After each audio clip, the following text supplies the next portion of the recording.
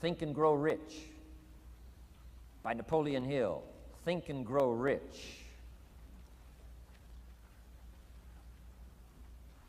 Shoaff said to me, doesn't that book and title intrigue you? Think and Grow Rich.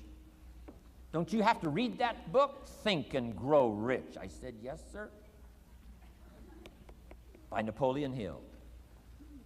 I went and found that book in a used bookstore. That's where I had to start. In a used bookstore. I paid less than 50 cents for it. I've still got it. It's one of the rare hardback covers. Think and Grow Rich by Napoleon Hill. Wow, Shoaff was right. Get a library started. It'll change your life. Any home over $200,000 has got a library. Why do you suppose that is? Wouldn't that make you curious? How come every home over $200,000 has got a library? Does that tell you something? Does that educate you at all? You say, well, I can't afford a $200,000 home. It doesn't matter what size home. Take your present apartment, clean out a closet, call it your library, and start acting intelligent. And start this process like I did. Start developing a library. Here's what your library needs to show, that you're a serious student of health and life, spirituality, culture, uniqueness, sophistication, economics, prosperity, productivity, sales, management, skills, values of all kinds. Let your library show you're a serious student.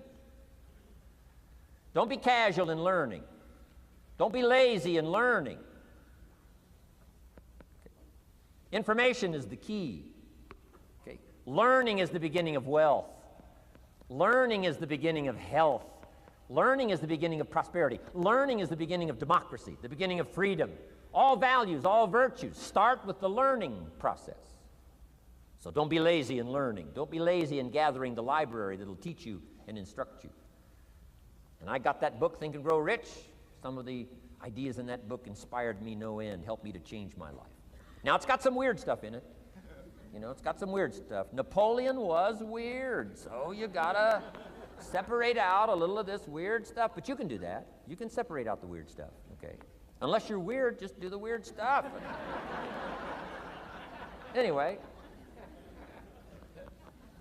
remember, don't be a follower, be a student. That's the key to all books. Don't be a follower, be a student. Okay. Another book he recommended. Help Me Become Financially Independent. We're going to cover that before we finish this afternoon. The book was entitled The Richest Man in Babylon. The Richest Man in Babylon by George Clason, C-L-A-S-O-N. This little book, The Richest Man in Babylon, I use it as a textbook teaching teenagers how to be rich by 40, living in America. 35 if you're extra bright. Much sooner if you find a unique opportunity. I got rich by the time I was 31, didn't wait till 35. If you find a unique opportunity. So we'll get into that after we come back from our next break. Richest Man in Babylon. Get your library started. Here are some key sections to put in your library called mental food. In fact, we call it food for thought. It's so important to nourish the mind, not just the body, but nourish the mind. Key phrase. Now it needs to be well balanced. You can't live on mental candy. Somebody says, well, I just read this positive stuff. That's too second grade. You've got to get out of second grade. You can't just be inspired. You've got to be taught. You can't just be inspired. You've got to be educated. Key. Here's a good book.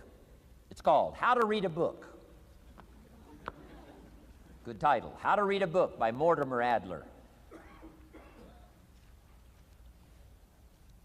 In this book, How to Read a Book, Mortimer, you know, is the chief editor of the new Encyclopedia Britannica. A good set of books, right, to have in your library. The Encyclopedia Britannica, chief editor, Mortimer Adler. He's in his 80s. He's still active, still writing books. I've got several of his books. The 6 Great Ideas, a lot of books. Mortimer Adler. But he wrote this book, How to Read a Book. Now, in this book, How to Read a Book, not only does he give you some good suggestions on how to get the most out of a book. It's one thing to read it, it's another thing to get the best out of it. He'll give you some techniques on how to get the best out of a book. It's very good. But here's what's also in his book, How to Read a Book, a list of what he calls the best writings ever written. The best writings ever written. I've used it as a centerpiece for my library. So I'm just asking you, take a look. If it suits you, fine. If it doesn't suit you, hey, keep looking until you find something to suit you.